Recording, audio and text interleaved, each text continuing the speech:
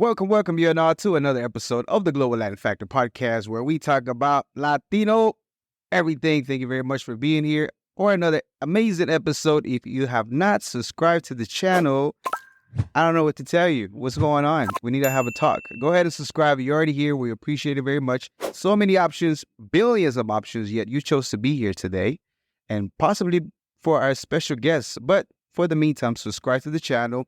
Today, we have an amazing episode, a very, very amazing, talented person. And I'm not just saying it just because, it's because I really feel that's the case. We have a singer, rapper, songwriter, dancer, actress, blogger, performed for Lil Flip and all over Texas, San Diego too. Born in Los Mochis, Sinaloa, Mexico, Valeria, a.k.a. Valeria de la Paz.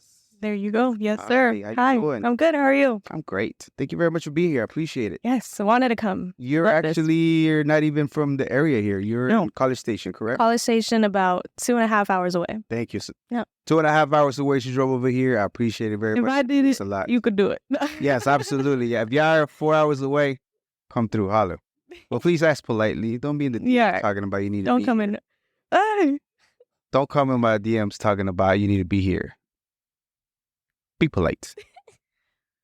Just like the way she reached out to Carlos, because it wasn't even us. Okay, so we're going to go ahead and start with a segment that I like to call Preguntas al Chile. If you have not subscribed again, do it so you can check out the graphics Carlos put together for this segment. ¿Estás lista? Are you ready? Sí. ¿En español o en inglés? We do it in English. Okay. You can do, we can do Spanglish. We can switch it up every so often. Tacos o tortas? Tacos. Corn tortillas or flour tortillas? Corn. Gorditas o sopes? Oh. Sopes. Sopes. Mexican coca or jarrito? Mexican coca. Agua de horchata, Jamaica or tamarindo? Jamaica. Jamaica. Team Jamaica. All day. Period. Salsa verde, salsa roja. Roja. Menudo or pozole? Menudo. Churros or flan? Or what? Churros or flan? Oh, flan. Flan. Okay. Valentina, Tapatio, Cholula or Tabasco hot sauce? I mean, I will say Tabasco, but what's the other one? Huichol. Which one? Huichol. I don't know if that's anywhere else, but in Mochis, that's all we do. Huichol, yeah. I need to introduce myself to the salsa over here. Here? I've never seen it in my life. So I have to go to Sinaloa to get that. Or maybe Sonora. Okay, so tell me what is the taste like? Como like chile tatemado. Uh-huh. But like, it's not too spicy. Right. It's just, and it gives kind of like I don't want to say barbecue, but it just gives kind of a smoky flavor? A smoky flavor. It's so good on everything. Now you're going to put me on game. Let's see if I can find one. Huichol. Yeah, that's dope. That's badass. Okay, the conchitas, the brown ones, the white ones, or the pink ones? Conchita pastry bread. Pink ones. And what is a place, give me 3 places in the near future that you would like to see since you like to travel. Oh, man. Maldives. I've been watching it on Instagram every day. Maldives, I think it's either like Caribbean. I'm pretty sure it's like Southern Caribbean. Right? I don't know. I just see it on Instagram. Also, Maldives, France, and then definitely want to go to Brazil. Brazil? Yeah. I don't know about France, though. You might just be highly upset when Really? They say it's dirty. I don't think it's necessarily the place and the historical and the Eiffel Tower. It's more like the people. It kind of rude a little bit. Really? I passed by there, but I just needed to pass by. But is it just with every tourist? I think or more with Americans? Because I heard they don't like Americans. It might be just Americans. I don't know. But either way, I mean, hey, it's cool to see it, but just you've been warned. Okay, so a conspiracy theory that we heard one time that you said, like, man, that has to be true when you heard it. Oh, man, I have so many. Conspiracy theory that I think is true. I think that there are higher people or people that are in higher power. Right. Who are disguised as, I don't want to say, I want to say like the older people of our generation right. keep, obtaining their way by influencing their family or close friends to maintain that power and keep the lower class of society. Talking about like the Rothschilds and stuff like that, like Kinda. on generational power. Yeah, and they won't give it up no matter how much we try. To do with the governments or anything. They're just there. It's above the government too. Yeah. I believe that. I always feel that if it's not the bankers, the ones that actually run the money and the central bank or the Federal Reserve, it has to be somebody above them. Yeah. That runs it. And who is it? Yeah. Okay, so you have so many theories, conspiracy theories. Give me another one. Oh man, what's the other one? I don't want to get into religion. Can I get into religion? Okay. Be controversial a little bit, and I'm all about it. And I respect everybody's beliefs and everything. Mm-hmm. But another thing that kind of irks me is when people really believe that the Bible is what it is, and they don't believe that a man wrote it. Like it's not written. Yeah. Like I don't want to say like, because I don't know either. But a lot of people like to state that it's true, and that's just the way it is. And I'm a very open-minded person. I get that part too. I'm not a big fan of the individuals that use it as that, right, to make it seem like it's what it is. Exactly. And give it their own interpretation to manipulate people. Mm-hmm. To think that their God is the one based on what they read. Exactly. But my God is not agreeing to what you're. Exactly. And that's okay. It's like, you got what you're doing. Not to them. Mm-hmm. To them would be like, it has to be my way or the highway. Or F you. Exactly. It's like, all right. My God is not agreeing with that. He's a peaceful guy, and he wouldn't say that. Thank you very much. Okay, so when you hear the word Latino, mm-hmm, or Latina or Latinx, what first comes to mind? Latino. Latino for me means an individual who's, I don't want to say openly cultured, but I feel like the Latinos that I grew up with or that I associate myself with feel very like empathetic towards people. Like I feel like when I grew up around, my people, they took everybody in.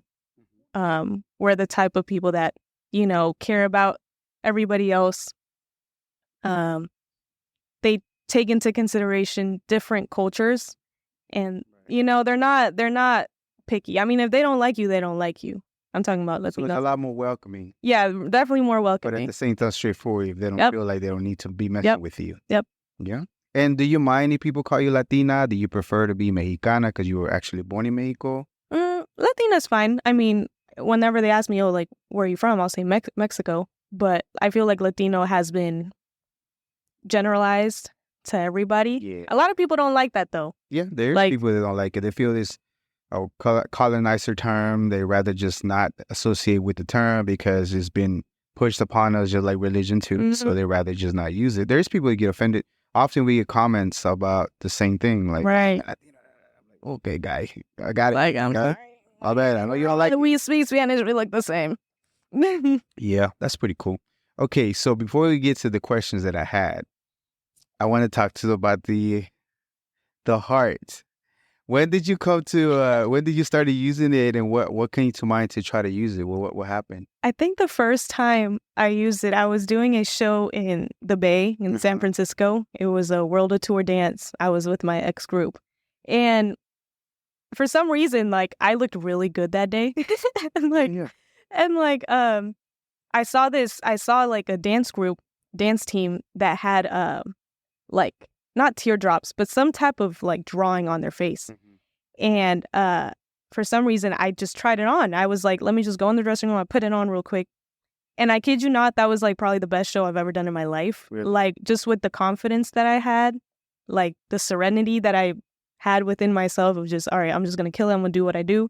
And after that, every time I just perform or like do my music videos, I just put it on. Or this. Yeah. That's dope. Yeah. Perfect heart, by the way. Really? Oh, is that perfect? I mean, I try. Like you tattooed it on. Yeah, that's pretty good. That's dope. So it gives you,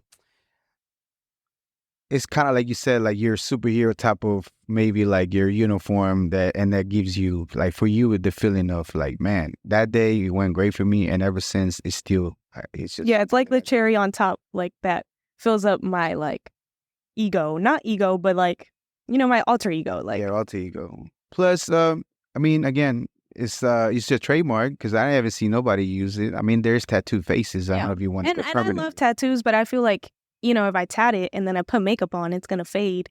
So, and then with this, I could change the freaking heart. I could do a lightning bolt. Our things like lightning bolts, yeah. Oh, that's nice. Cute couple of tattoos. The boyfriend's here, by the way. Yeah, I seen him on the blogs. If y'all follow her blogs, make sure y'all go subscribe to her channel as well. Okay, so here we go. At 6 years old, you made your way here with your mom from Sinaloa. Yes. Did you ever tell you the reason why y'all came to San Diego? If yes, where y'all first landed at? Yeah. So what her story has been was the violence was getting really bad. This was back in, what was it, 2006, 2007. Right. And it didn't necessarily had to do with, the whole cartel and all that stuff. It was just the stuff going on in Mexico with the president that we had at the time. Yeah. So, and my mom had always wanted to move to the U.S. because my tia is in San Diego still. So, first she brought me to San Diego for like a visit, on a visa, and we went back to Mexico. I was still in kindergarten, and she's like, "Hey, do you like San Diego?" And I was like, "Yeah, like I don't mind." And by this time in kindergarten, I used to like always cry in the mornings because I never wanted to leave my mom. Really? I know, it was so weird. Like every single morning. I used to cry too. No, like wrong with I that? had to stay an hour with me the whole morning until I was fine. Wow. And then I was like, "Yeah, we can move." So then we made the move at 6 years old, and yeah, she just put me into an all English school. I didn't know no English. And I think that's what really helped me because we were looking at, bilingual schools, and we actually took a tour in one of them. It was in Chula Vista. I don't know the name, but So there were kids were todo messed todo up. mucho. My mom got so scared. She's like, "Valeria, no. Like, I'm sorry, but I'm just going to have to throw you in an all English school. I'll help you. You're going to talk all English in school and all Spanish at home." Wow. And I think that really helped my articulation, my accent, because, like you hear, I know a bunch of my friends, old peers, that their English and Spanish are just not, they can't read Spanish, they can't speak it right. And then with English, they just don't pay attention to it. Like, it's so weird. And too, like I was the same way. Like, Yeah. But kids were mean. Yeah. For me, whenever, especially the Latino, the Mexican kids, they'll make. They used to make a fun. Yeah. It's like, bro. Bastards. Like we're in the same team. And I don't know where it came from because we're in ESL together. Like, bros. What was that test we had to take? I don't even know. I can't remember what test I. But I know that them bastards. Shout out to y'all. But they were mean. I'm like, dudes, we're in ESL. Like, What are they doing now? yeah, exactly. And I'm like, can y'all help me? And they used to make fun of it because I couldn't say the words. Because when you're 11 years old, at least the Spanish is pretty strong. And then trying to bend your tongue and make it do things they never done before, try to talk. It's just like cat. I had difficulty saying cat when I was in. They would make fun of you. I'm like, bastards. That's okay, though. Did you run into some of that stuff? I did. Yeah. And I don't want to talk shit. But I mean, like, it's like what I said, like, what are they doing now? Like, y'all used to bully me, and I'll say this, like, I never had a big bully. Like, I cannot say that I was bullied because I wasn't. Like, I used to have girls, like, just discriminate and be like, "No, you can't play with us." But I wouldn't call it like bullying because, they weren't hurting me. It was just like, damn. Now that I think about it, it's like, yeah, they're more just mean kids. They have no manners. But there was no bully either. I would get my butt whooped before I get punked or that. But it wasn't appreciated whenever we were growing up. Yeah. Being young and trying to learn the language. And then I couldn't even fight because, like, I got in fights. But if I got in a fight, my mom would whoop my ass. So, like, I couldn't. Yeah. If I got suspended, if I got in trouble, she would whoop my ass. So really? I stayed away from the trouble. That's true too. Yeah. So that after, was it just you and your mom's? Mm-hmm. Was your dad didn't come or? Dad has never been in the picture. Yeah, he's actually a whole different story. We could get into it later. It's up to you. Yeah. If you're okay, if you feel like it will help somebody else, that it was only you and your mom and it didn't matter, then you can share a little bit. If not, then we can move on. I mean, I think I will share it because, like, as of lately, he has been trying to come back into my life. Gotcha. Because he has seen the movement, the process, the progress of myself. And it's just, what I would like to say is if you are in that same situation where your dad has never been in the picture and you feel some type of, not so much anger, but some type of entitlement to not talk to him, that's totally fine. I mean, like, what do you owe him? You know what I mean? Right. And I actually, like, probably like a couple months ago, I actually wrote him a big letter expressing how I've been feeling over the past few years. And that, like, really helped me. Like, I never thought, because I always thought that I would do it in person, and I probably will someday. But that whole spiel of, like, you did this, you did that, this is how I feel, it, like, liberated me in some type of way. And I feel like now I can talk about it. Yeah. That's dope. So it's really good. I hope it does help somebody. And again, you're right. I mean, I wouldn't know because my dad has always been in the picture and my mom. But at the same time, like if your dad wasn't around, I would see why you would feel like you don't have to let him in if you don't want to. And if he does, since you left without, then there's going to be conditions because now I'm a grown person. Like, how do you want to approach coming in? I mean, you can't just jump in all the way into my life like that because you took off and I wasn't around. I didn't know. And the gag was that he like hit me up on some like, oh, you should be on this video with me. You should. I'm like, oh boy. What do you mean? Because he does music. He was a lead singer in the Mariachi Vargas in Jalisco. Yeah. This was years ago, I think. And, you know, he's doing his solo thing, I believe. But I don't know how that's going. And he sees our videos. He sees my music. And I'm pretty sure he didn't think that I would go into music because of him. And now that he sees that I did, he's like, oh, I gave her that, or I gave her that talent. You know, I don't know. That's just my thoughts. That's my... No, it's a good, it's a way to look at it, to all of a sudden just out of the blue come and just because you got it to... Do you think there was any influence from his part as far as you growing up 6 years old in Mexico that you might have seen something that might inspire you? I would say the talent, like the voice. My mom can sing, but he has a freaking voice. Like, I'll give him that. He is a talented human being. And I never really grew up watching him or idolizing him or my mom showing me videos. Like, she never talked bad about him. That's one thing I appreciate her about. About her. You can make your own decisions without an influence. She just told me. She told me since a young age, because I met him when I was 6 years old for the first time, and the way our interaction was super weird. Like, he was treating me like I was 2. I'm like, Mom, I don't like this man. Like, wait, what are you talking? So after that happened, hola, mi Valeria. No, literally, he was like, ay, mi niña tan bonita. I'm like, I'm 6 years old, dude. I'm like, I know the whole vocabulary. But that happened, and then after that, there was just some discrepancies that were, you know, I asked him for stuff, and he used to block me. Yeah, it was crazy. So, I never really grew up watching his music. I had his disc, and it's a very, like, you know, original type of cover songs. How do you come about the disc? Who gave it to you? My mom had it. Your mom had it. Yeah, so she showed me that. And then as of recently, that's when he like started following me on everything. And I'm like, oh shit, like, look at this. Like, you're really trying to like talk to me. And he did. He messaged me. He had his sisters contact me and all this stuff. And I was just like, no, first he had his sisters try to contact me. And I was like, he can't do it himself. Like, I don't have him blocked. Like, I know he watches my stories. I see him right there. So he did.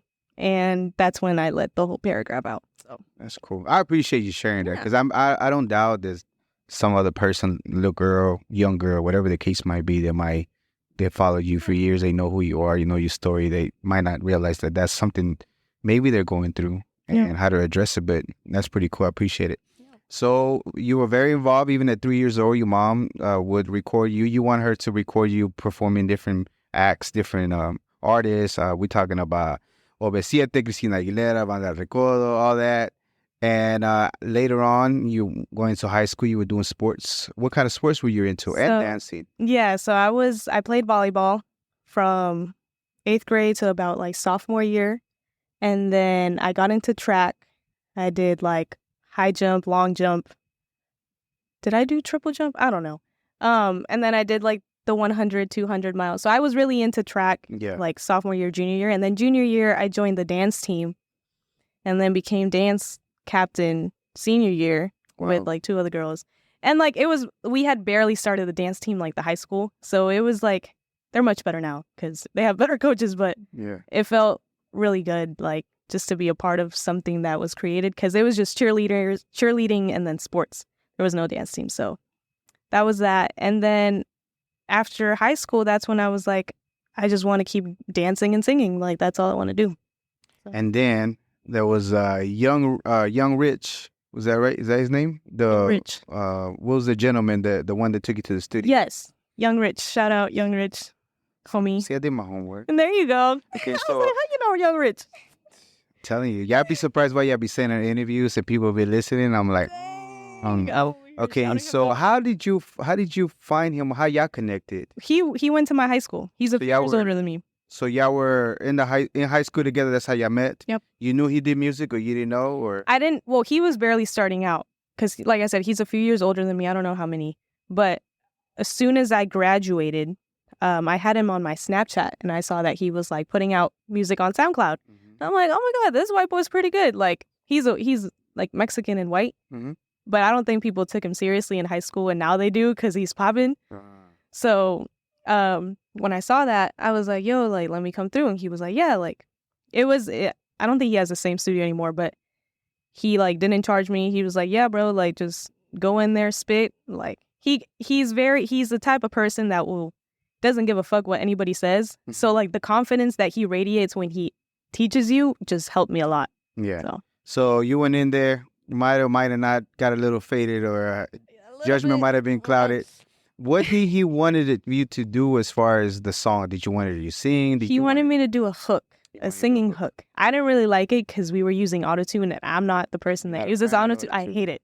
I'll put it on after when, you know, I hear and there's a little bad notes. Sprinkle it in there a little bit just to give it. But I know a lot of rappers these days, they just go full autotune mode. They and go T-Pain mode all the way. Yeah, and their ears are kind of like, you know, used to that. Mm-hmm. And I can't. So it was like a little trial. It was just for fun, the little hook thing that we did. I think I still have it somewhere. Was that out? Did he put it out anywhere? No, we didn't put none of that. No, I'm saying he never put it out. I don't think just so. Record it? Yeah. Yeah.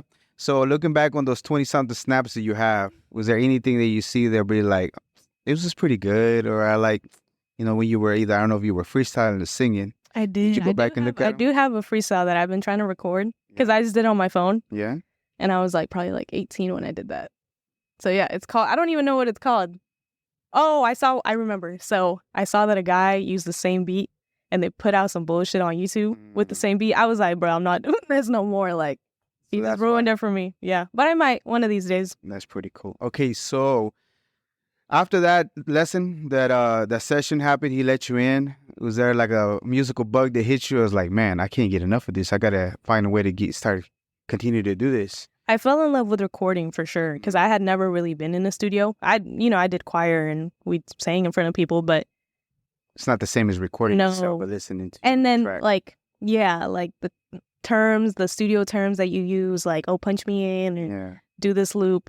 I don't know. It was just fun. And, you know, kids, they make it fun with the alcohol and but it's really easy to get like stuck in that way where you just go in the studio and you're drunk. Yeah. Like, I was like, I'm gonna just drink a little bit, see how I feel. But then one time I got high, like I couldn't even talk.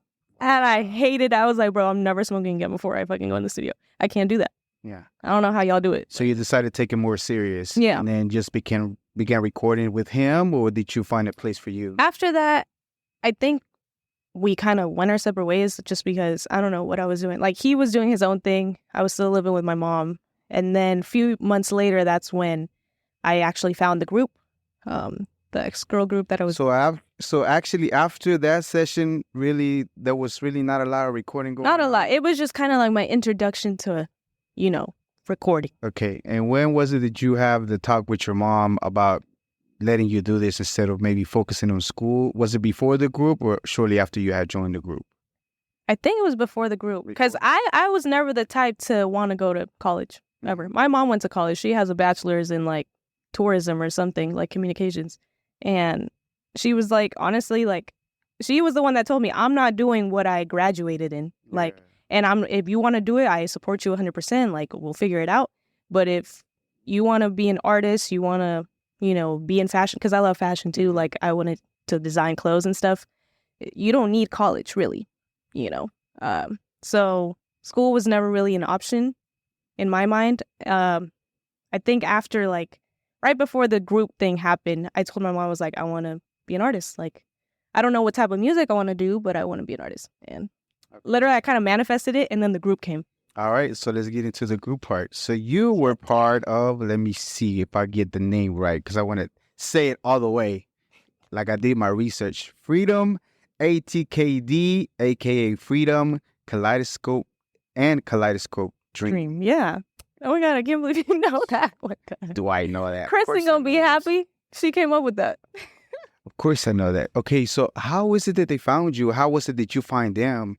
And how did they knew that you were doing something? I know there was some kind of tryouts, so there was tryouts for it, right? Yes. So I think my mom made the connection with my ex-manager through some type of network. I don't know how they met. What was the name of the gentleman? Is it Keith? Keith. Keith. Okay. Keith Reed.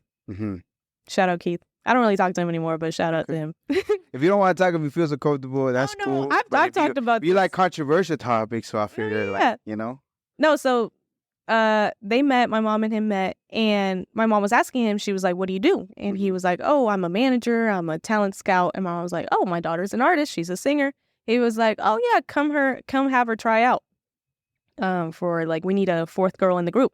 And so I did. It was me against like 3 or 4 other girls. Mm-hmm. But they were looking for a Latina one. We were trying to do like a white girl, Asian girl, black girl, Latina girl, which was a great concept in my mind. I like it too. Yeah.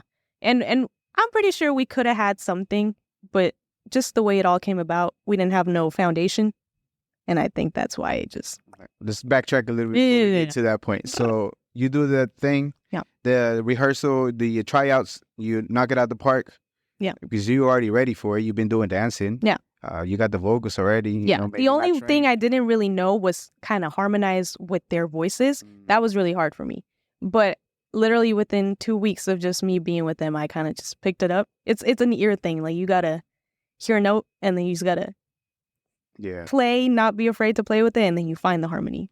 And then shortly after you're already performing, they give you the news, you made it. I make it. They want you in. And then 2 weeks later, we're performing at the House of Blues. Okay. So you signed a contract, 1 year contract at that time? It was a 3-year contract. 3-year contract. Yeah. So a 3-year contract you signed with them, and then is it a label? No. So that's the tricky part. It wasn't anything. It was just like a contract within the group with the manager. So I was pretty much signing kind of my rights in a way to him. Like he had control of like the managing aspect of me solo and then the managing aspect of the group. Mm-hmm. He was the owner of the group. So final call was to him, you know, and technically that's not really supposed to, I mean, it can, but if you really think about it, the artist is the person that hires the manager. Yep. You know, it's not the other way around. So that's when I kind of realized I was like, after I signed, I'm like, shit, because I didn't read it. I didn't read the contract. You were young. Yeah. My mom didn't read it either.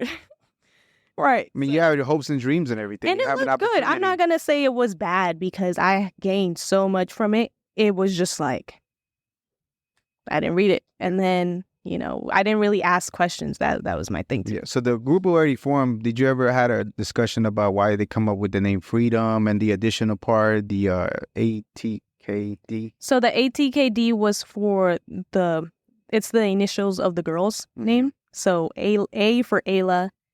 T was for TK. She left like as soon as I joined. Because all the videos I've seen is only 3 of y'all. Right. So TK was the black girl. She left. She had a medical reason though. And then K is for Kristen. And then D was for the girl that I replaced. But they kept the D because my middle name's De La Paz with a D. Yeah. So we just kind of kept it. Just kept it the same way. And then at y'all's peak, y'all had about a good almost 3-year run. Mm-hmm. Y'all were doing performing all over the country, World of Dance. Mm-hmm. Y'all were hitting pretty big places. Y'all were in radio interviews, all kinds of interviews that y'all was doing at that time. But you were not talking a lot doing that. I was not. Yeah. I was just, it was kind of like I was stuck, you know, like I wanted to speak my mind, but at the same time, they didn't agree with me. So I was like kind of like still in my shell. I was observing. I was like absorbing everything. But I was like, I don't want to talk. So could you say you were just kind of sort of just like getting game as far as the way that you're supposed to be doing it? Because you never really done interviews. I don't know if they were, but they were trained with interviews. But yeah, I seemed think like they maybe were a you little just- bit. I was just kind of like, if they ask me, I'm going to talk. But I was kind of like the loudmouth of the group. So if I would be the type to say something out of pocket. They were like, nah, Ayla needs to talk. And I was like, all right. Yeah, because you felt like it was going to mess up the image as far as Maybe. like cookie cut, nice, clean cut girls. And they don't want somebody to say something that is like. Or like maybe- cussing. And I get it. Because we were on the commercial pop lane of, Yeah. because we weren't really promoting like the ratchetness. We were just a pop group, R&B pop group. So I get it. But I will say like I learned a lot. Okay, so tell me some of the biggest lessons you learned doing that now is helping you do the things that you're doing with your music. Because we get into your music here in a little bit. Yeah. But what are the bigger lessons you learned? One thing that we used to do a lot was practice every single day, like 3 hours. And I was never used to that. Like, I practicing sports or practicing dance, yeah. But this was like a full-time job. Like, luckily at the time I didn't have a job. I was still with my mom. So it was like every day, 6 to 9, full rehearsal. Like, we would go through a 30-minute set, full out, like, performance. So I think lesson number one was consistency and just practice with whatever you got going on. 2, how to just be confident in like what I look like. Because like, especially when you're up there with 2 other girls, as a girl, I know I'm not the only one that you're just thinking like, oh shit, she looks better than me, or she's doing this better than me, or like, not in a jealousy way, but like, you got to make sure you guys look cohesive. So kind of being aware of your surroundings while on stage kind of helped a lot because I had the 2 girls. So if I was in the middle, I had to make sure she was like 2 feet away and she was 2 feet away. Sometimes she would be 2, she would be 1. So it would look off, So kind of learning the stage and learning my surroundings as far as like where I'm going to move, who's going to look at me, how do I look at this person, like. I appreciate the honesty about the checking each other out, girls, because y'all be doing that. Yeah, and not in a bad way. Not in a bad way, but at the same time, y'all be looking at each other. Yeah, y'all function. And that's another thing, like, especially with our generation nowadays, everything is so like, oh, fuck that bitch, or like, I look better than her, And that's something that I had to get my mind out of, because at the end of the day, I'm with these girls every day. These are my sisters, low key. So I learned to just really like make myself look good and make them look good, So it was never a competition, and that's something that I really appreciate learning. That it gave me a better perspective on women, sisterhood type of thing. Yeah. Okay, so you had that run closely about pandemic time. Is that kind of sort of mess you up a lot?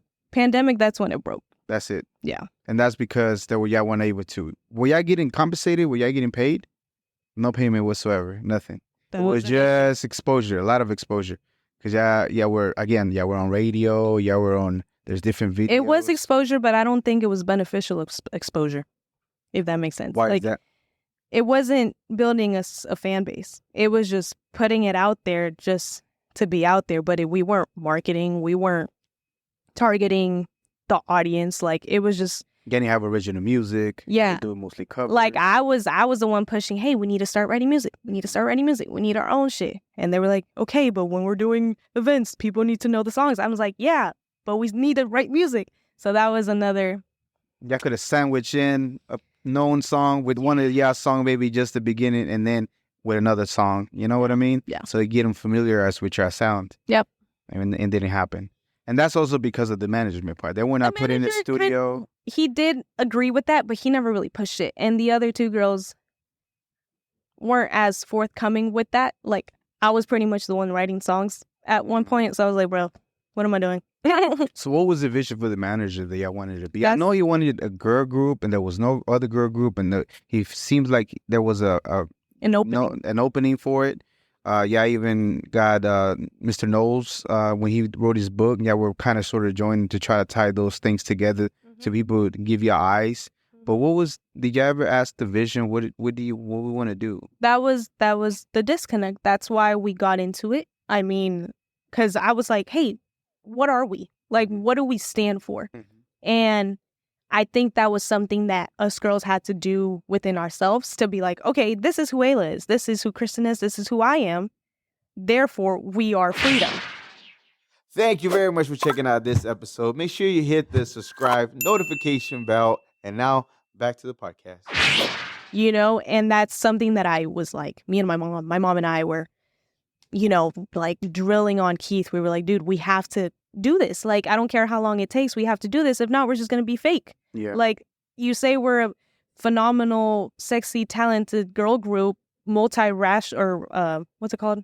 Multiracial girl group.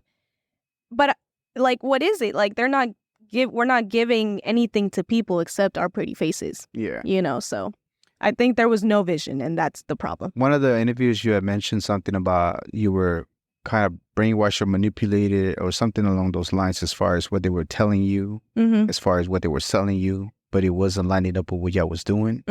What were the things that you were hearing that maybe made you realize, oh yeah, I'm either getting played or they're not being honest with me as far as where we're going with this? I think it was that the goal was to get a record label to sign us. And it's nothing wrong with that. I mean, if a record label wants to talk to me, go ahead. But I think it was more on the side of, I don't want to use the word grooming, but we were kind of being led in a way that somebody else thought was the way.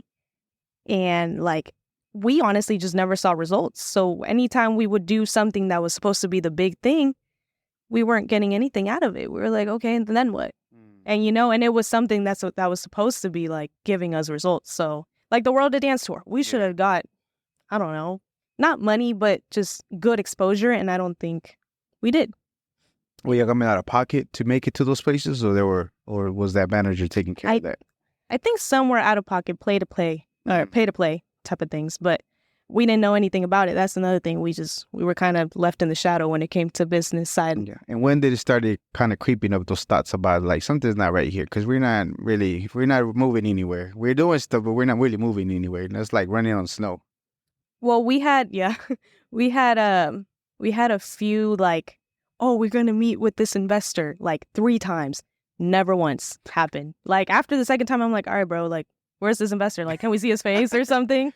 And it was kind of like the little dangly ball that they were like putting in our faces. Like, oh, this is happening. The carrot on the stick. Yeah. Just keep chasing it. So. Yeah.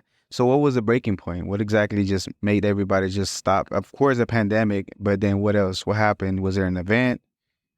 Were the girls feeling the same way? So I think the breaking point was that right when 2020 hit, the 2 other girls' contracts terminated. Like, it was over. And I was still in contract. And our manager was like, do you guys want to re-sign? And they were both like, no. So then I'm like, okay, like, am I just here by myself? And pretty much that was that. And then I couldn't, I tried to do my solo stuff and he just wouldn't let me. Yeah. I think you right as far as what you did, as far as the training that you had, because it was training as far as the performance, the acting, the confidence. Yeah. You can't be like this if your other girls are like this type of look. You know, you have to make sure that y'all good. And it shows on your videos now. Yeah. Anytime I see a video of yours, the dancing, the moving is all there. So it's pretty cool. It sucks it didn't work out for y'all, right? Yeah. But it's great that that happened and then you were able to now use for what you're doing now, right?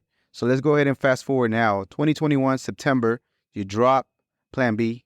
That's your very first song that you ever dropped? Yes, sir. Yeah? By myself. By yourself. Yeah. How did that process come to be? How did that song? When did you write it? So your process is interesting to me, right? Yeah. So you either listen to a beat. I don't know if you have a main producer or you go to YouTube beats. And then after that, either you come up with the lyrics or you harmonize something.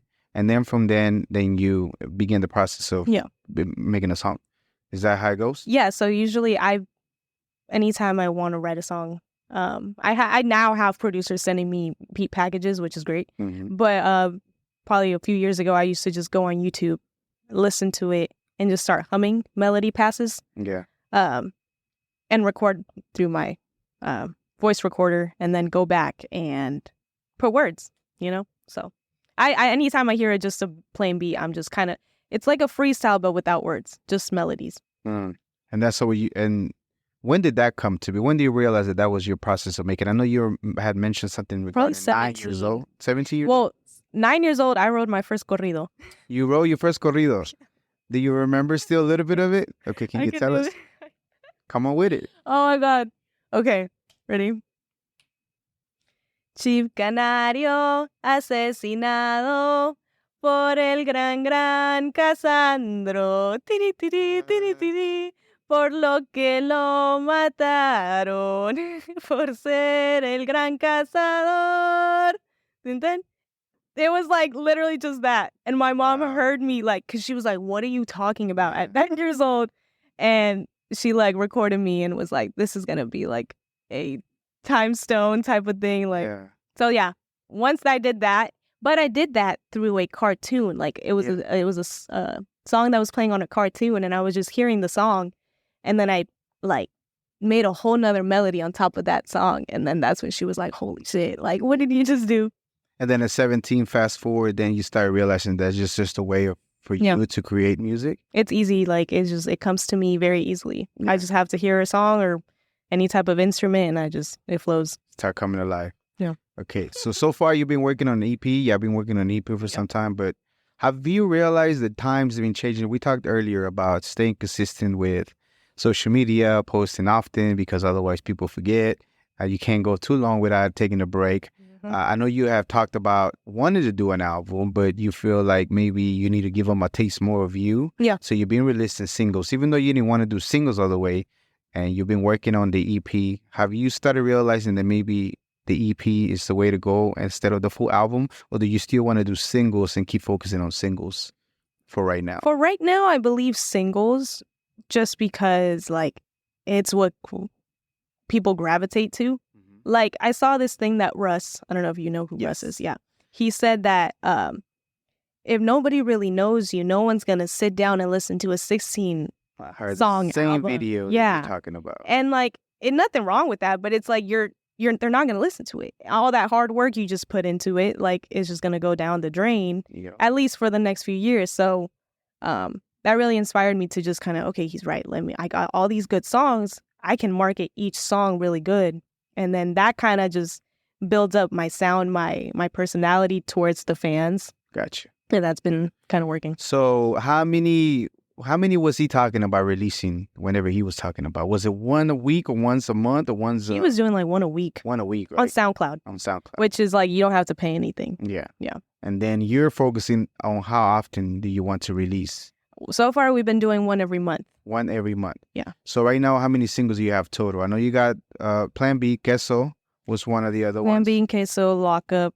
Lockup is great. I love the melody. I love the way that you flow. Problems on the table. The way that you deliver that. Where did that come from? I don't know. It's dope. We was in the studio and I just did it, and I'm like, because I told the guy, Marcus Black, shout out Marcus. Sounds Caribbean. Yes. No, the whole beat, when I heard the beat, I was like, I love it. I love it. I love it. And then I just wanted to talk about sex, but not too much. Yeah. And I was like, I kind of just leave all the problems. I figured it out. I don't know. I was just playing with my voice and it came out dope. I like it. Sounds Caribbean. Yeah. Dope. Oh, wait. So Queso, Lockup. And then we did an EP of 3 songs. Okay. And what was the name of the EP? Shaded. Shaded. Yeah. And the songs in that Shaded what? That's Intro, Jefa, and Fria. I like intro. You like intro? Because you do it often whenever you start a show. Yeah. So I like that. And then after that, then the next one? After that, we did, what was it? Was it Envidiosa? Was it Envidiosa? Pretty sure it was Envidiosa. Because that was in the beginning of the year. Yeah. Yeah. Envidiosa, Bum Bum. And then recently we just dropped Lane Switch. Okay, Lane Switch, cool. I like the hip hop. I like the rawness. I like the homie that's in the, he's really good. Flow, great. Let's backtrack one for the bonbon reggaetonish type vibe. Mm-hmm. What made you make that change, that switch up? I love reggaeton. Mm-hmm. As of right now, all the songs that I have lined up are mostly reggaeton, because I just feel like the beats that I choose kind of make people happy, and it makes me happy. So I just know, like, whenever I'm like doing it, I can see the people's reactions. So definitely, like with Envidiosa, I think that was my switch to reggaeton, like full on, and people just loved it. Yeah. Like, I know a lot of my family down there, they were like, damn, it's just like, it was full Spanish. It was, I think, my first song with it was just full Spanish. And they were like, we really like this, so keep going. Yeah. And then boom, boom, we did half English, half Spanish. Yeah. The Spanglish thing is pretty cool as far as here in this. Well, it doesn't work in Mexico because some of them might not. But they listen But to they it. listen to it. Mhm. Yeah. So, do you know who you are now and what is your sound going to be? Because I know you like on reggaeton, cumbia, hip hop, R&B. You started with R&B and hip hop-ish, but now you transition into it. Yeah. Are you wanting to add those elements for the reggaeton, but still show that you're Mexicana? Maybe speak a little bit. So in there? one thing we have been experimenting, I've been working with this group down in College Station. They're called División del Sur, and they're puro norteño, like regional, like.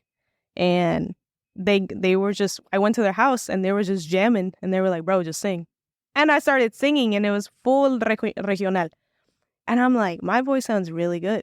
Like, maybe because I was born to sing banda or something. I don't know what it is, because I have that tangy voice. But I want to experiment with, like, regional. This is where it's at right now. Yeah. Luma. Yeah, I don't want to go too far in it, because at the end of the day, it's not what I love. Like, I love listening to it, but it's not something that I'm passionate about. I would like to sprinkle into it and see how that goes. But, yeah. I mean, think about it. If you ask me what kind of music I like as a Mexicano, being born in Mexico, I like hip-hop, I like R&B, I like reggaeton, I like regional, I like, I even classical stuff. Exactly. If I ask you the same thing, you go down the line of things that you like. Yeah. Like for us, we enjoy every single type. Yeah. And the crazy thing is that we can listen in Spanish music and English music or a mix of both. And it's okay because that's what we like. So it's pretty cool that you experimented, because at the end of the day, it doesn't define you that that's who you are, because we love all that stuff. Exactly. We can go from a reggaeton to Peso Pluma did the regional, Bella, and then he goes to Bebé, and then he's doing the dembow. Exactly. And now he has another one with, I believe it's Frontera. Yeah. Just like that, because he has a voice for it, and we love all that stuff. We enjoy it. That's the advantage that we have People were over talking everybody. shit, though. They were like, no puede cantar. I'm like, leave the boy alone. Who cares? All right. Like, It doesn't matter anymore, because at the end of the day, it's the song that people like.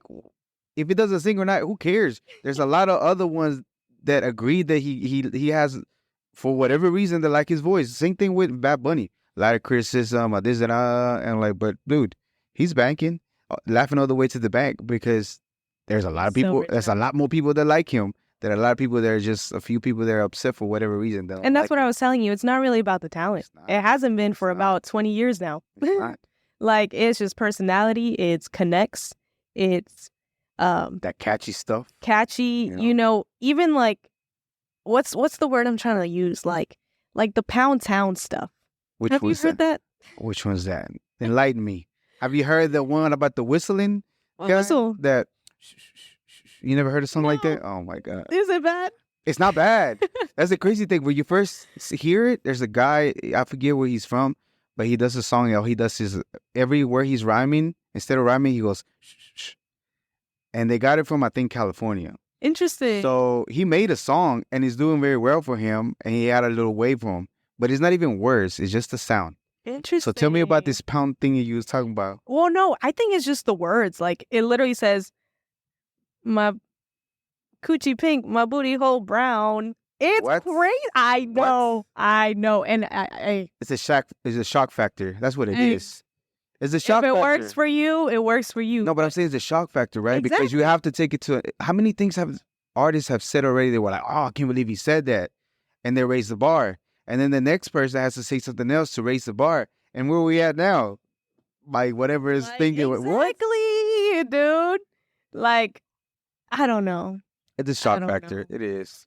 Like, I'm not sitting here telling you I'm scared and, oh my God, this is the worst thing. No, but it's like, really, when we have amazing, like, singers that can just blow you away with their voices and they're not getting no light shone on them because we're listening to that, Why would it be? Why is that? That's another conspiracy. That's another conspiracy. And the production, some weird juju voodoo that they do. I'm telling you, because otherwise, why in the hell do we There has to be something within the production they do. The people above. No, I'm kidding. They're I gonna wouldn't cancel doubt me. I wouldn't doubt it because, man. So you're gonna go ahead and let's get back on topic. Sorry about that. I like to go on tangents sometimes. So regional. So you're gonna experiment. You're gonna try it out. Maybe put a couple projects out. Has that been a talk or a thought of yours yet, or not necessarily? I've been on this role of just sitting down and recording myself do like little snippets of the stuff I have. Not so much releasing the song on all platforms, but just putting it out on like social media, just to see how people like it. Because I have this one remix that I want to drop soon. Not a remix, but kind of like a sample beat of, I don't know if you know Tego Calderon. Of course. Yeah, the famous song of his, Pa que retrocen. Yeah. So I used that sample and I went off. So I want to put out the song, but I kind of want to do like a little teaser video of me just doing it to see how. You're not. I have those thoughts. I actually have a song that dropped today. Ooh. I do a little bit of music, but not like fully. I just want to get involved in the process to be able to relate to y'all more as far as punching in ad libs and the recording production, right, and everything else. And how is it that you are able to move into the market, and how is it difficult? How hard is it for you to be able to, as an artist, be able to put a song, and what does it take? You know, I want to be able to do that, so I did that. But I've been able to like do the song and put it out and go through everything as far as the expense. And I want to know, how do y'all feel when y'all do that? As far as the song process, the marketing, things like that. It's definitely been like an eye opener because it's not easy. Yeah. Like, it's easy to put out songs. It's easy to, but if you really want the song to go far, like, you just got to market it. And we've barely started doing that this year. Not so much because obviously we're not millionaires, so we don't have monies. So you just got to put in a little. I mean, if what's been working for me, I just toss in a little bit of money for this song, or I do this type of thing. Like, I got to go to do interviews. I got to do performance. I'm very big on performance. Like, I know a lot of artists that don't like performing. They've never even performed, but they have high numbers. And I'm just like, that's good. You're bringing in revenue. But at the end of the day, like, you need to connect with your fans. You need to, put yourself out there. But I think as far as like releasing music, it's a struggle for real. And I think all of this is happening so I can really appreciate it. Yeah. Because when I know that when I do make it, like, I'm going to look back and be like, fuck yeah, dude. Like, I worked my ass off. Like, and I'm not even with my mom. Like, I'm full on. I have a full-time job and I do this like as on the side right now, but it's becoming more and more to the point where I can do it full-time. Yeah. So. But I was trying to get at earlier because I was going off on it. It was the little tease that you do. Mm-hmm. For me, it would be like, what if somebody takes my little idea that I haven't put it in and like record it and have it register and do all the stuff in the back end? Yeah. And I was like, not mine no more. Somebody don't freaking ran off with my idea. I think about that all the time too, but it's like, I wanted to be sure to do it all the way, register everything, and then put a little, it's already ready and done. I just gotta later on release That it. is very true. And it happens. I even talked to this guy the other day. He's a songwriter in Hollywood. Yeah. He was like, songwriters in the industry, they will take your song and claim it as theirs. Yep. And I'm just like. But strategy though, you already register everything, already done. You already know. But but then you need money to sue them. No. You register everything. You record a song, you put it everything, you put it on whatever you're gonna do. You're gonna release it in the future. But you have everything already registered, ASCAP and everything. All that is already done. Yeah. You put the video teasing that it's a song and see how it is. Yeah. But then you release the song already. Or if you see that it's not doing anything, they just like, okay, we're gonna pause on that one. So if so happen to be that it goes, it's already registered, it's already yours, it's already your work and everything. Just an idea. Yes. Because I don't like to, if I get something creative, I don't want those mother truckers. Yeah. I'm like, you mother truckers, man, that was mine. Now I can sue them because everything's mine. I have everything, you know what I mean? Yeah. That's just my paranoid mind. That's still what we do too. I'm just like, I don't want this girl to freaking take these bars and, and it literally happens all the time. But I feel like if you're just stuck on that, because I used to be, then you're just letting time go. And it's like, why am I worried about Sonny Lou if she's going to take my song when I can just post it? And if push come to shove, I can be like, this bitch is copying me. And then that's more like, attention on me. Like, it might be negative attention, but it's still going, I don't know. It's publicity. It's publicity. But I want to get mine to where... Yeah, it's a win-win. I don't even know, because I be thinking about it. I'm like, whatever, bro. I want mine. Even the song that I had put out one song 2 months ago, and I worked it. I've been working it. And it's got about 5,000 streams on Spotify. But it was my first song ever, and I found ways to where in the back end to be able to not paid for freaking robots, no bots, but enough to get it to playlists where it gets movement. Yeah. So this second song, I already know the formula to how is it going to be to where the algorithm, you have to activate the algorithm on Spotify to be able to get more plays. And I did get a lot of, we actually dropped a song with, shout out Sham Black. Mm-hmm. We dropped Whoa, and that has like almost 5,000. Yeah. I've seen it. I was like, oh my God. And I know he did like a whole marketing team behind it, but people actually like the song. Like, I was actually getting DMs saying like, bro, like, I just heard this from Sham, like, you did your shit. I'm like, oh, like, once you start getting recognition of people that don't even know you, you just feel like 100 times better. But yes, promote your songs, keep them in the vault, write them down. Where's the marketing idea comes from? Because I know you had talked about it with Freedom. We're not doing enough marketing. I know your mom said that she might have a communications degree, and I know you're big on pushing it and promoting it. Tell us, what is your way for you to promote the song? What do you mean about promoting it all the time? And where's the idea of wanting to market and promote your songs come from? Because a lot of people miss out on that part. Yeah, that was something I was not even like, it's something that artists don't think about, especially young artists. What I found that was most effective is sometimes a lot of artists like to promote their song like 2 weeks before. And when the song drops, like, everyone already heard most of it, and they're like, oh, I don't even want to click on it because I already know what it sounds like, right? So I found that I do like a teaser 2 or 1 day before the drop, and then on the drop, boom, I post it everywhere. And maybe 2 to 3, 5 days later, I still continue to post about it. And that's just on Instagram and Facebook and TikTok. TikTok, not so much, because whatever. Your shadow ban. I hate TikTok right now. I'm so mad. And so that's the social media aspect. We have been doing campaigns with like SoundCloud. I finally got in touch with like, actually not SoundCloud, sorry, Spotify. We got in touch with them recently, and they were able to be like, oh yeah, like, we as Spotify, the team, we can market you. You have to pay, and you have marquees. The marquees that you can get. But that really helps a lot. I haven't really done it with Apple Music or any other things. Also, a lot of people don't know is you have to submit your songs to like Spotify months before and pitch it. That one of the things. And what's the website called? Oh, it's like Base Media or Media Base. Media Base, in order for ever to be registered for, if it's been on the radio or anywhere else it's been, then it is. SunTrust is another one. Yep. And a Sound Exchange, all that stuff. And there's a lot of work. Helps. There's a lot of work. There's a lot of administrative work. That's why I understand why labels work. But exactly, if you do it all like that, if anybody wants to take you, you can prove. Not to mention, the reason why I did the way I did is because I want every penny. Yep. Even if it's, I already made 28 cents in 2 months. But guess what? I never made music. I made money off of music, even though if it's a little bit. But all these things are working for me to be able to collect everything that belongs to me. Yep. And a lot of people don't think about it. Nope. A lot of people want to put the song. They just think about the number on the streams.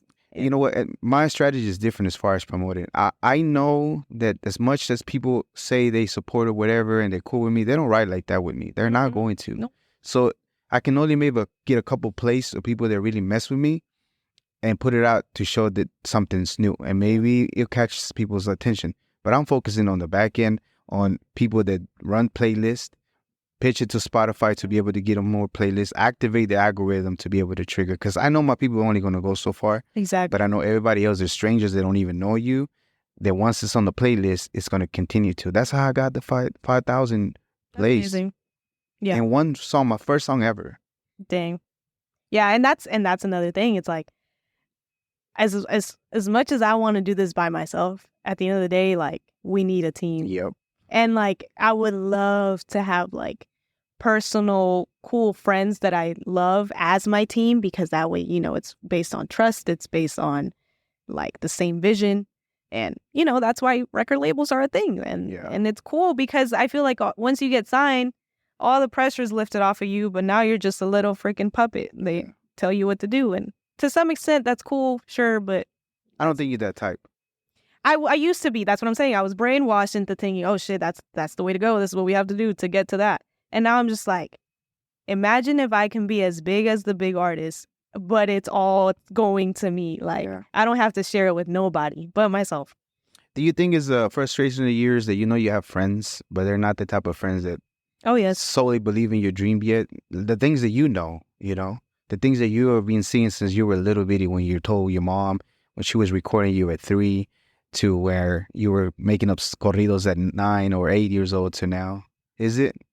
It just makes me so mad because my mom wanted me to switch schools. She was like, you're not going to see these friends when you grow up. I'm like, yes, I am.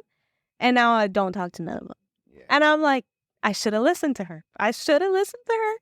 And again, everything happens for a reason. I don't need to associate myself with them because first, something, we're not connected for a reason. Let's just keep it at that. So, it's frustrating because you thought that they would ride with you. You thought that they will support you no matter what. And now you're just like, But hey, that's life. Yeah, that's life. Mm-hmm. Were they riding with you when you were with Freedom, making it Not big? At all. I think that's what kind of like, they took me as a joke kind of thing. Oh, wow. I know. Did it hurt? Because they were friends, or they were so-called friends. Well, I never really had like a bunch of friends. Like I probably had like 2 or 3. And one of them, I'll give her props. She was always there at my shows. That's dope. But it kind of faded away, so.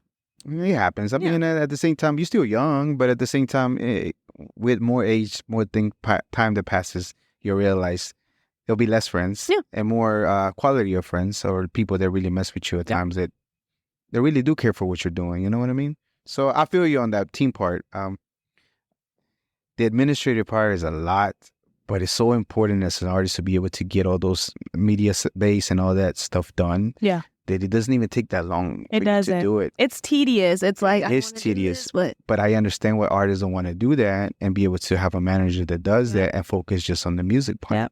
But if you don't know what they're doing in the back end, then you don't know if they're screwing you for the things that should be. And then when you ask them for the records, they're like, I don't know what you're talking about. You don't even have your masters. You don't have nothing. Everything's under their name. And you're getting paid for shows maybe, but all the back end stuff you're collecting, all those streams, you're not getting paid for it. So even though it's tedious, it's important to be able to learn. So that way, especially as an independent artist. I also, if you are an artist out there, like, write it down. Like, I used to be like, everyone used to throw stuff at me, like, you have to register it here. You have to do the publishing. You have to, I'm like, it's overwhelming. I'm like, okay, yes, I get it. But I'm at home and I'm like, okay, I did one. And then I just close the computer. So I think you have to force yourself. Yeah. So what I did is I grabbed a notebook. I wrote down every single website that I needed to go on. Yeah. And I was like, I'm not going to do this all in one day. I'm going to do 3 on one day, 3 on the other. And now it's kind of like a norm for every single song that I release. I do these checkpoints. Boom, the song's ready.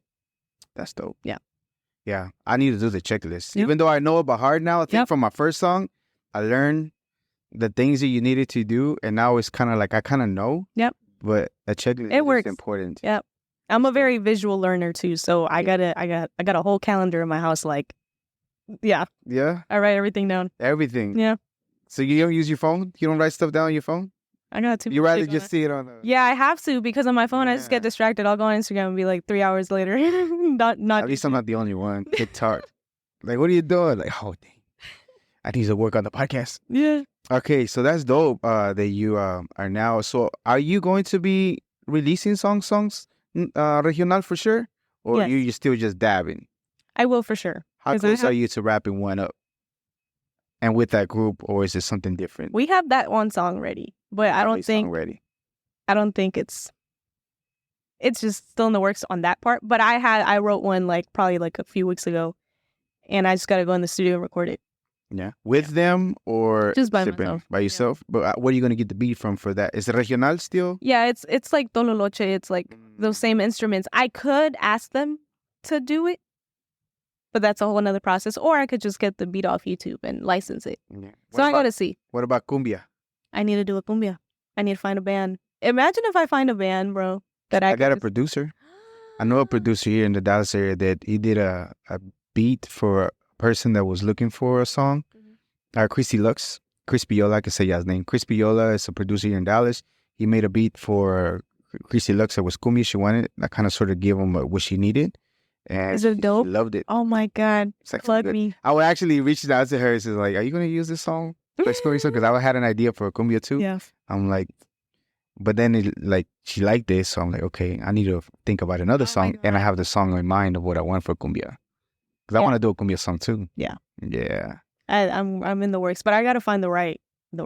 So that's why I want to find a band or a producer that really just here's what I got to input into the cumbia. Like, it could be a whole bop. I can link you up with him, see if y'all can work something together. He's not super pricey, but if you want the full licensing and everything, steamed out and everything, then he'll take care of you.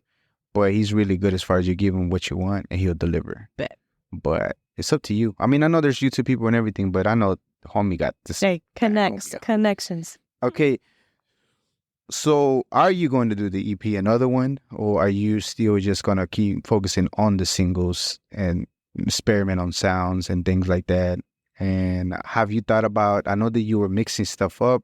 I don't know if you wanted to create a new genre of sound. Mm-hmm. Was there something that you're still trying to dab on or not necessarily anymore? I think as far as my voice, like the way I use my voice on songs is clear to me now, which was, like I said, I sometimes go in the studio and I just start, you got to do stuff like that. And now I'm at a point where I'm confident in what I can do.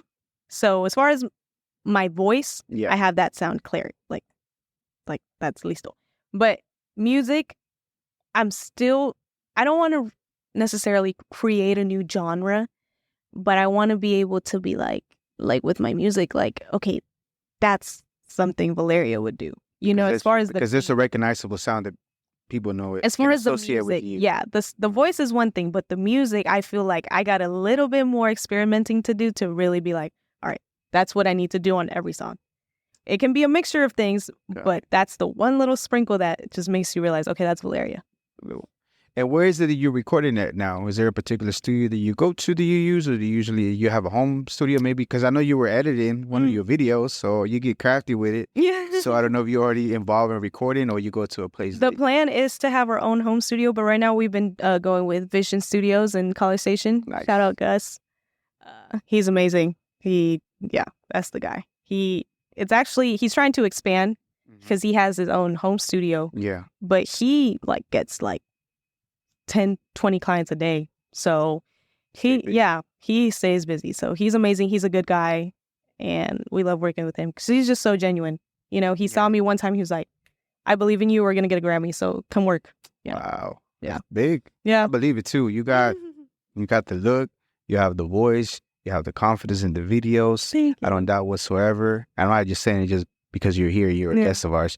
It's because, I mean, you can see it. You can see it whenever you was doing with Freedom and the things that you've been through. So, I mean, if you keep at it, anybody can make I'm blessing. No, anybody can make it. I know people are being nice whenever you're on a podcast because it's a thing to do.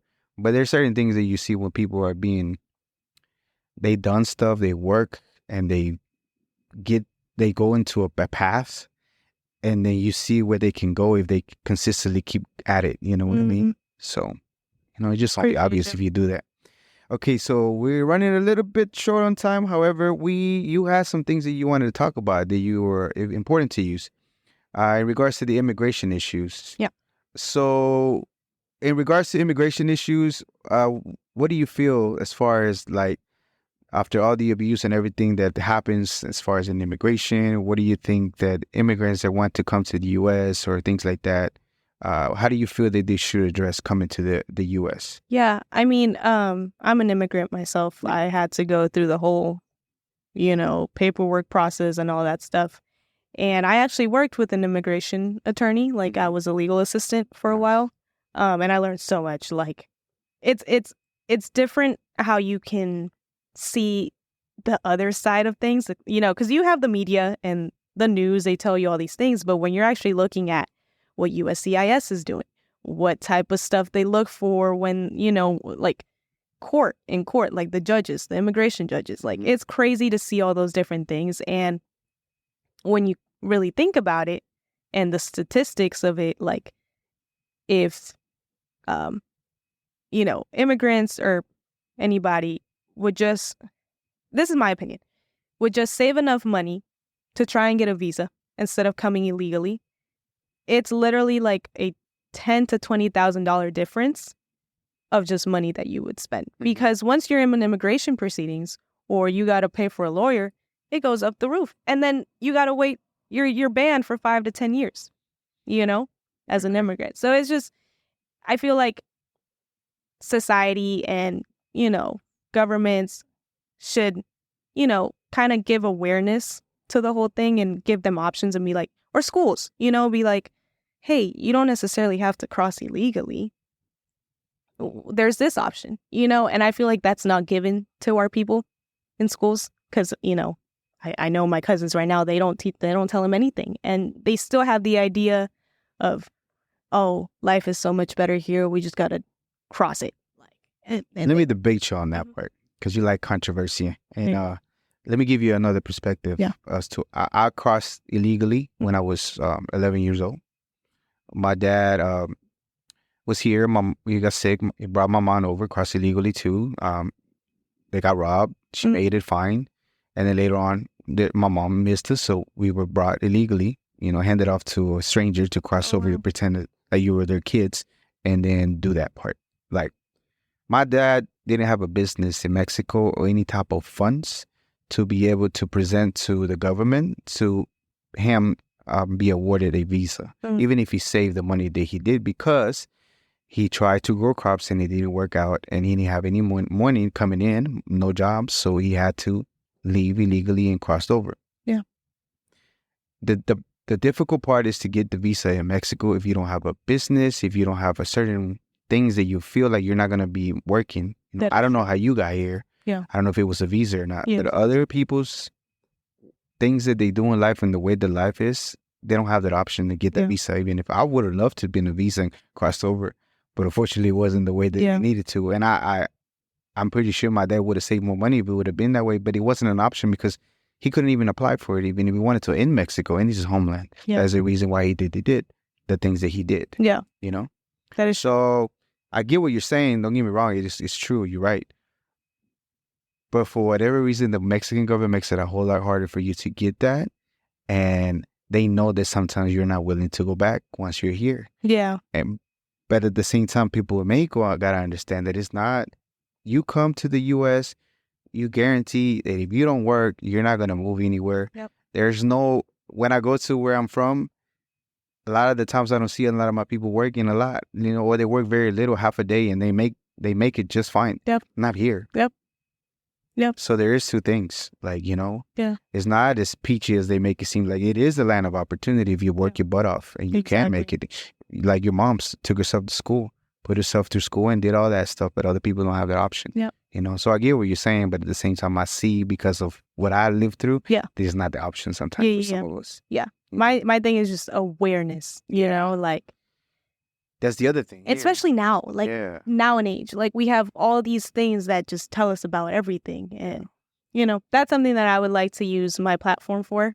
Like, I can do it now. It's just, I got to be consistent. But I want to see our people grow. I want to see our people just be open-minded. I can agree with you on that part, that they can start thinking different things than just not the same thing and be like this instead of seeing everything else. And you're right, perspective of different things to open up their minds to different options and stuff like that. That we don't have to be working on factors or this or that, and then there's other options and you can do different whatever you wanted to, you know. But a lot of the times we have to deal with traumas with and generational. That stuff is real. I get it. That stuff is real. It's so real. Yeah, it is. That you sometimes, even if you don't understand why you can't think that way, and it's frustrating for me to, why can't you see it that way? But at the same time, my life's been different. I've been proactively wanting to look into stuff about forgiveness, about, being motivated, about different things like that helped me change. But I can't force it on them. It doesn't grow within them. But it helps to keep telling them, to keep reminding them to maybe there's other options. You can do it. Go for it. Try it. Give it a try. How are you gonna know if you don't do it? Exactly. Then you're never gonna know. Anybody asks me like, what do you think? Like, hey, try it. See what happens. Like, I can't tell you because I don't know. But if you give it a go and it's not gonna put you in harm, why not? Give it a go. See what happens. Maybe you find out you love it. Maybe you find out it's not for you. At least you gave it a go. Yep. You know what I mean? Okay. So enough with the lectures. So the other thing was, what is one of the most controversial topics that people give you a hard time and debate on? Because I know you like controversial things. What is the most pushback, debates, heated arguments that you get of certain things that you see as controversial, and people always want to come at you, whether it be on social media or real life? Yeah, lately it's been what I've been seeing is like the whole the whole husband and wife situation. How a lot of females, I see it on Twitter, and most of the Twitter trolls are just talking out there. But like I've been seeing a bunch of ladies talking about, oh, if I'm making $300,000 a year, then I should be doing this, and my man should be buying me a ring. Like, I feel like I love women. I'm a girl's girl, but I feel like, again, the generation has been putting us on a pedestal of entitlement when it comes to relationships, and that's why most of the relationships don't last nowadays.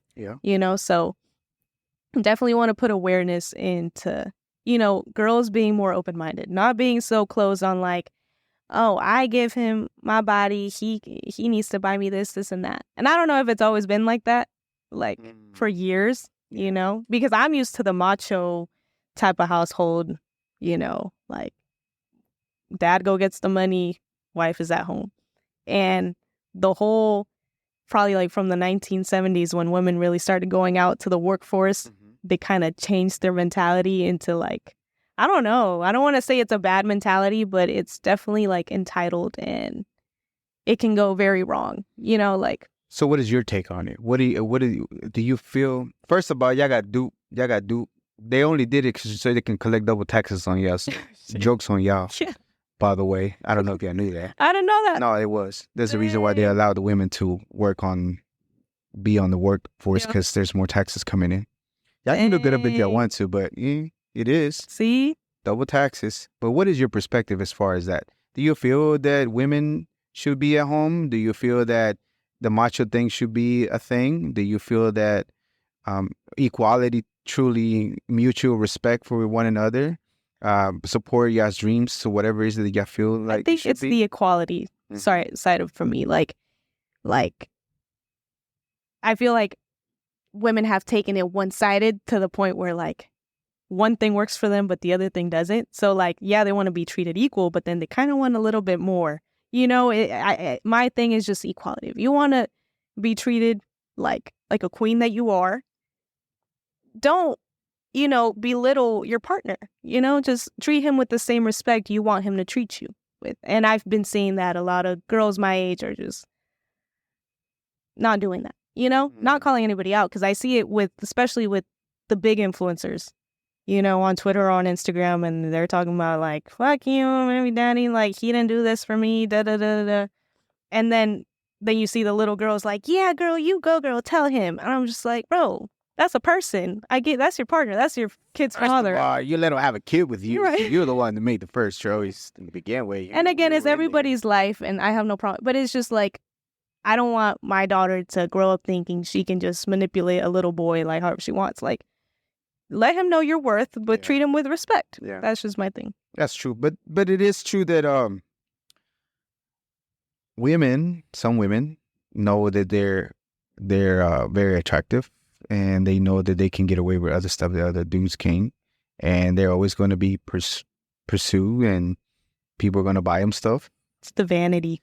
That too, and they know that they can get it like that. And I'm not saying it's correct, but at the same time, when you get that, don't turn around and be a butt towards your significant other, because you got everything you wanted now. Exactly. Now he's the bad guy, and you maybe not play the victim. Now you're not a victim, but you play like you are the That's victim. my thing. Don't play the victim. And the society will attack the dude. Yep. Because they're only going to hear your perspective because you're not the victim, even though you're the one that was cashing in everything, you know? He's probably proud of me. I'm saying this. I'm just saying it happens.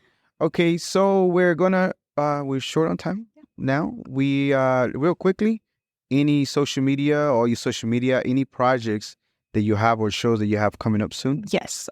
Need It Now featuring Vince B is dropping July 6th. Nice. That's going to be out on all platforms. That is a pop reggaeton song. I love it. You guys are going to love it. Valeria de la Paz on all social media platforms. YouTube's Valeria de la Paz Official. And yeah, EPs in the works, but just be attentive to just a one drop every single month. And one drop every month. That's my deal right now. How many songs do you think you have in the vault right now? They're already done, finished. 15. 15? Yeah, that are solid. They're done. Yeah, I have little drafts here and there, but 15 are solid. Solid, done, already finished to go. That's dope. That's pretty good. That'll keep you consistent for the end of the year. Yeah. And the beginning, first quarter. Dope. Shout outs. Any shout outs that you have? Shout out my mom. Love you, mom. Shout out moms.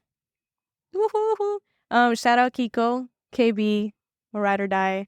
Shout out everybody in College Station that's been supporting me. Everyone, San Diego, you guys, my family, and just, God, the universe. I feel like I need to be more appreciative with the present and what has been happening right now. I'm a very present person. Like I love taking everything in. Right. So then 2 weeks from now, I just appreciate this, So I'm on a spiritual journey of just really having peace within myself. So shout out to everybody. You know who you are. Dope. And how's the shows at College Station? Are they well? They're just little shows. I mean, most of them are for practice for the artists that are there. We have a lot of talent in College Station. But yeah, we're trying to expand. Yeah. But I can see the difference whenever you're performing. Whenever I see the videos of you performing, you can see the difference of other people performing, other ones that are coming up still trying to sharpen their craft. Because the presence of the stage, the voice on the mic is just, you can tell. Oh my God. My biggest thing is when people don't know how to hold the mic. Oh, I don't. Hold the mic. I hold it like a rapper. No. No, I know this girl that's like, da da da. I'm like, I can't hear you. Yeah, that's true. I'll be doing the rapper thing. I'll be like all up in this. I do. Even when I'm emceeing, like I do weddings and quinceañeras. So like, and I don't know. It's just a thing for me to be able to. I feel like it blocks everything around it and it focuses on my voice and projects. Yeah. Because I don't want to get the feedback. Just saying. Okay, what is an important lesson that you learned about the music business or about being a musician in general that you would tell your younger self that will help somebody else out? That's a good one. The music industry.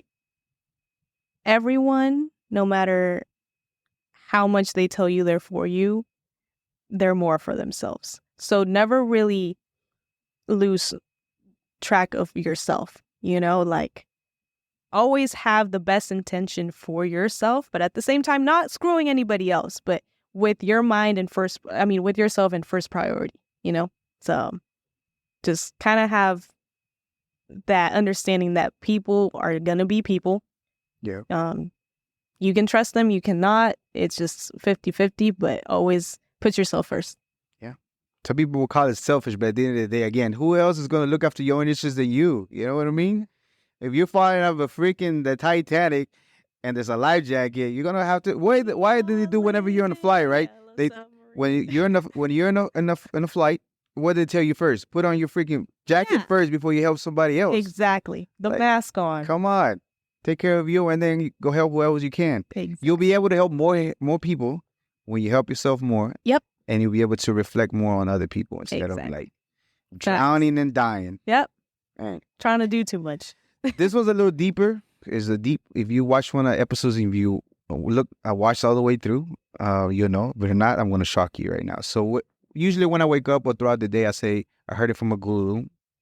I'm not immortal. I am mortal, and I will die one day. And that's not to scare me or to terrify me that one day I'm going to die, but it's just a fact of life, right? We're not here for a long time. We're not here forever. And it helps me hurry up and do stuff and get things done, because at the end of the day, again, we're not here for a long time. I wish you a long, prosperous life. However, when everything's said and done at the end, what do you hope or want people to feel about your life?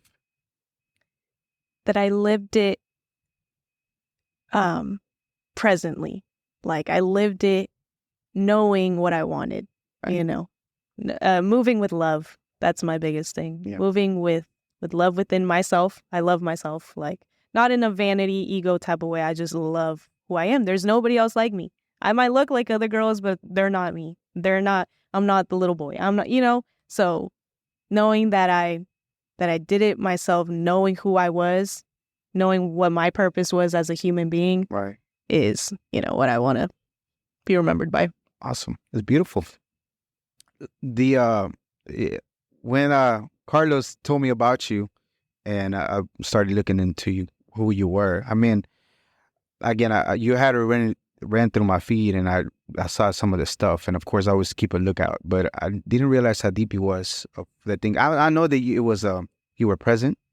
I know that it was a happening with freedom, but at the end of the day, I feel that this was preparing you for whatever it is that you have going on, because you were doing the thing. You were really doing up in stage with big crowds, little crowds, and everything. And then now with the way that you're doing music, as far as what you want to do for you, because I felt you were always going to be independent at the end of the day. Even though you were part of that, it wasn't going to be you, because you understand, based on what you said earlier, what you were supposed to be doing and the vision that you have for yourself as far as the music. And without a doubt, with your music, probably, I don't doubt, hitting it worldwide.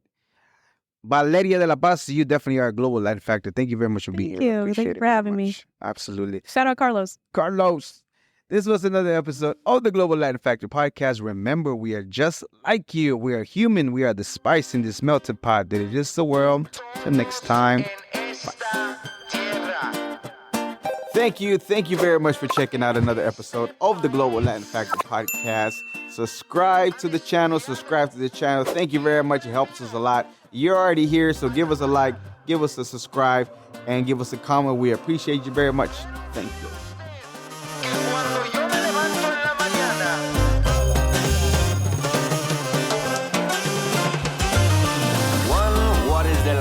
Walks like a pedo, but in fact he's a flamingo. Coming to Havana, and from Puerto Rico.